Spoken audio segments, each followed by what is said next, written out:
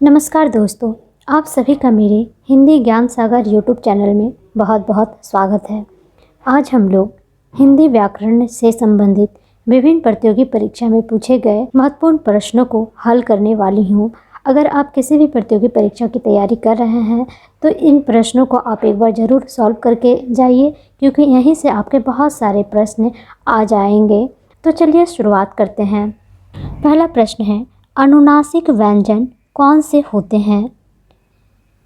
वर्ग के प्रथमा अक्षर, वर्ग का चौथा व्यंजन, वर्ग का तृतीय अक्षर, वर्ग का पंचमा अक्षर। तो शायद आप लोग इसके आंसर को जानते भी होंगे। इसका सही उत्तर होगा ऑप्शन डी, वर्ग का पंचमा अक्षर। अगला प्रश्न है, हिंदी की स्पर्श घोष महाप्राण ओष्ठ्य व्यंजन ध्वनि है? ऑप्शन है भ, ऑप्शन बी व, ऑप्शन सी थ और ऑप्शन डी है ह।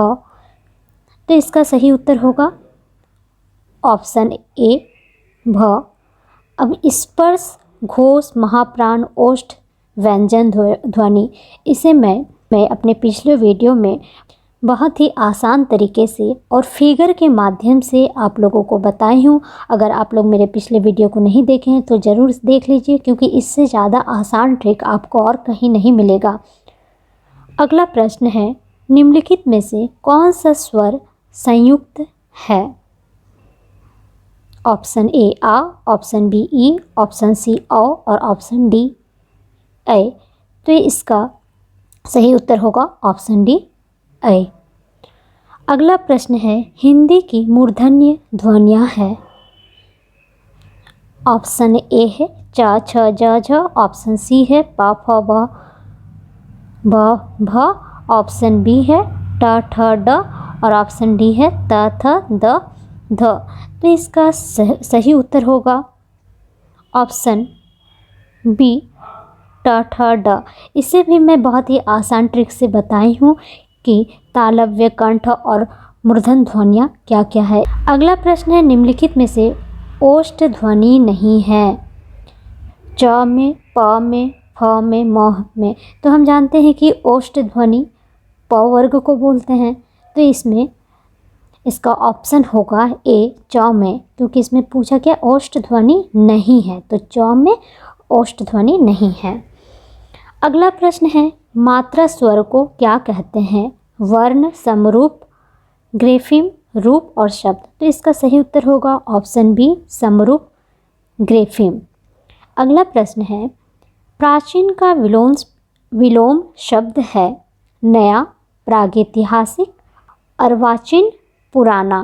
तो इसका सही उत्तर होगा ऑप्शन डी, अर्वाचीन। अगला प्रश्न है, छ ध्वनि का उच्चारण स्थान है? तो इसका ऑप्शन है दंत्य, दूसरा है तालव्य, तीसरा है ओष्ठ्य और चौथा है वर्तस्य। तो इसका सही उत्तर होगा ऑप्शन बी, तालव्य। अगला प्रश्न है, निम्नलिखित में से कौन तालव्य ध्वनि है? तो अभी मैं बताई कि मैं बहुत ही आसान ट्रिक से सब याद करवाई हूँ। आप मेरे पिछले वीडियो को देख लीजिए एक बार। इसका सही उत्तर होगा ऑप्शन ए च। अगला प्रश्न है, इनमें से कौन सा पश्च स्वर है? तो इसका सही उत्तर होगा ऑप्शन ए आ। इसे भी मैं पढ़ा चुकी हूँ। अग्र स्वर किसे बोलते हैं, मध्य स्वर किसे बोलते हैं और पश्च स्वर किसे बोलते हैं। अगला प्रश्न है, इनमें से कौन सी ध्वनि संयुक्त व्यंजन है? क्य, ट, च, औ। तो इसका सही उत्तर होगा ऑप्शन ए क्य, क्योंकि हम जानते हैं कि संयुक्त व्यंजन में दो ऐसे व्यंजनों का मेल होता है जिसमें पहला जो वर्ण है वह स्वर रहित तथा दूसरा जो वर्ण है वह स्वर सहित होता है। तो यहाँ देखिए क्य है, क्य में क तथा य का मेल हुआ है और इसमें क जो है ये स्वर रहित है तथा यह जो है ये स्वर सहित है, क्योंकि इसमें अ जुड़ा हुआ है, इसलिए इसका आंसर क्या होगा। अगला प्रश्न है, इनमें से कौन सा युग्म अघोष ध्वनि है? तो इसका सही उत्तर होगा ऑप्शन बी, प और फ वर्ग। अगला प्रश्न है, निम्नलिखित ध्वनियों में कौन सुमेलित है? तो देखिए, ग अघोष दिया है, फ अल्पप्राण, स उष्म और ठ है सघोष। तो इसका सही उत्तर होगा ऑप्शन सी, स उष्म, क्योंकि हम जानते हैं कि ग जो है ये घोष है, फ महाप्राण है और ठ जो है घोष अघोष है, इसलिए इसमें ऑप्शन सी उष्म सही होगा। अगर आप लोग ये जानना चाहते हैं कि अघोष किसे कहते हैं, अल्पप्राण किसे कहते हैं, महाप्राण किसे कहते हैं, तो मेरे पिछले वीडियो को देखिए, मैं इसमें भी बहुत ही आसान ट्रिक से बताई हूँ फिगर के माध्यम से, जो आप लोग कभी नहीं भूलेंगे। अगला प्रश्न है, इनमें से उष्म व्यंजन नहीं है? तो इसका सही उत्तर होगा ऑप्शन सी, ल, क्योंकि हम जानते हैं ह, स और श उष्म व्यंजन है और ल उष्म व्यंजन नहीं है। अगला प्रश्न है, निम्नलिखित में से महाप्राण ध्वनियाँ हैं? तो इसका सही उत्तर होगा ऑप्शन डी, ढ और ध महाप्राण ध्वनियाँ हैं। अगला प्रश्न है, निम्नलिखित में से एक कथन सही है? सभी स्वर सघोष होते हैं, सभी स्वर अघोष होते हैं, सभी स्वर सघोष और अघोष दोनों होते हैं, सभी स्वरों में घोषत्व नहीं होता। तो इसका सही उत्तर होगा ऑप्शन ए, सभी स्वर सघोष होते हैं। ये सारा कुछ मैं पढ़ा चुकी हूँ। अगला प्रश्न है, वर्तस्य ध्वनियों के उच्चारण।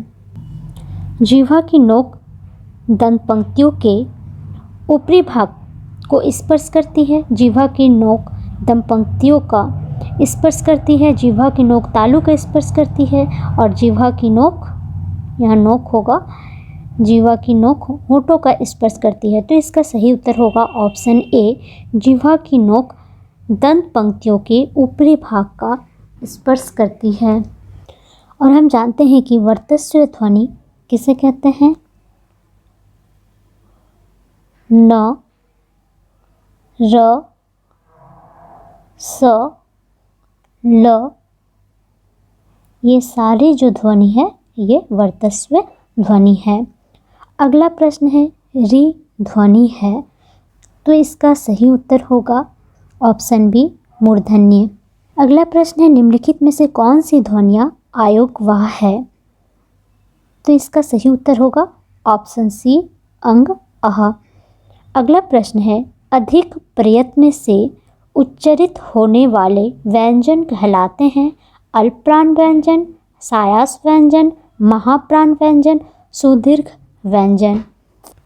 तो इसका सही उत्तर होगा ऑप्शन सी, महाप्राण व्यंजन, क्योंकि हम जानते हैं कि महाप्राण व्यंजन में हम अधिक प्रयत्न से उच्चरित होने वाले व्यंजन हैं और कम वायु से उच्चरित होने वाले व्यंजन को हम लोग अल्पप्राण कहते हैं। तो इसका सही उत्तर होगा ऑप्शन सी, महाप्राण। के लिए इतना ही दोस्तों। अगले वीडियो में मैं और भी महत्वपूर्ण प्रश्न को कराने वाली हूँ। अगर आप किसी प्रतियोगी परीक्षा की तैयारी कर रहे हैं या किसी एग्ज़ाम में बैठने वाले हैं तो मेरे इस प्रश्नों को एक बार ज़रूर सॉल्व करके जाइए, क्योंकि हो सकता है इसी से आपके बहुत सारे प्रश्न आ जाए। और दोस्तों को भी शेयर कर दीजिए जिससे उसे भी लाभ प्राप्त हो। और अगर आप मेरे चैनल में नए हैं तो ज़रूर सब्सक्राइब कर लीजिए, क्योंकि मैं संपूर्ण हिंदी व्याकरण को बहुत ही मज़ेदार ट्रिक से पढ़ा रही हूँ। और कमेंट करके ज़रूर बताइएगा कि आपके कितने प्रश्न सही हुए। धन्यवाद।